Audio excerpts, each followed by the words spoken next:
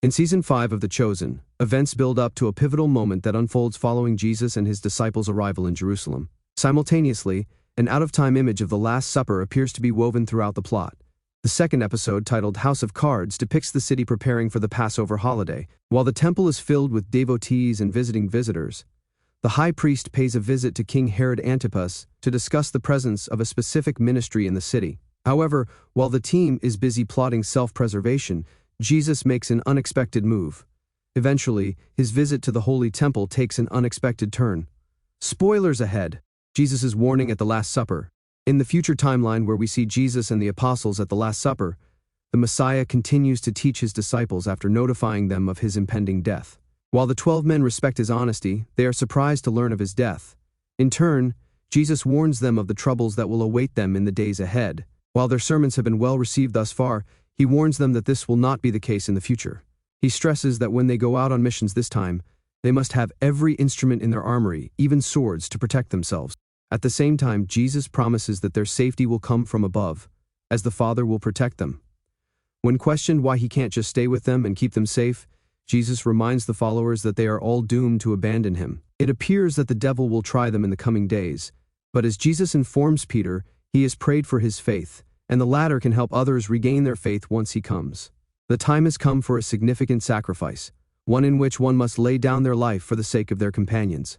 Even if each apostle claims that they are willing to make this sacrifice for their leader, Jesus informs them that he is the one who must perform this role. Some disciples take notice of the watcher.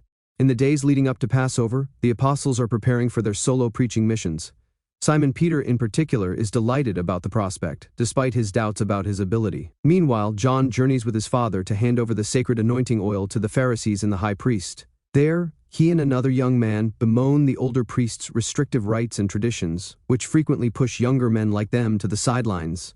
On the other hand, Thomas stumbles into Rama's father, Kophni, who continues to blame him for his daughter's murder. When the moment comes for John to speak in front of a large crowd, his doubt is validated. The young man struggles to remember the details of his stories and frequently relies on his brother, Andrew, to fill in the gaps from the crowd. Nonetheless, by the end of his preaching, the others are proud of John for taking such a huge step. However, Simon Z, who spotted the enigmatic cloaked man taking notes in the crowd, remained vigilant. He worries if such public preaching is a prudent option, given the possibility that spies will report their conduct to Rome. This heightens the intrigue surrounding the veiled notemaker. Jesus cleanses the temple in Jerusalem. Despite being a place of prayer, the Temple of Jerusalem is heavily involved in other, more materialistic problems. This is most clear in the arrival of the Gentiles, Leander, Fatia, and Dion, who have come to the city to meet Jesus and celebrate Passover. As a result, the Messiah's disciples teach them about the Holy Day, including the sacrificial ceremony in which animals are offered to cover the believer's sins. However, this animal cannot be purchased with money featuring the faces of pagan gods. As a result, Leander is forced to swap his currency at a high exchange rate. Most individuals have accepted this as an inconvenient truth.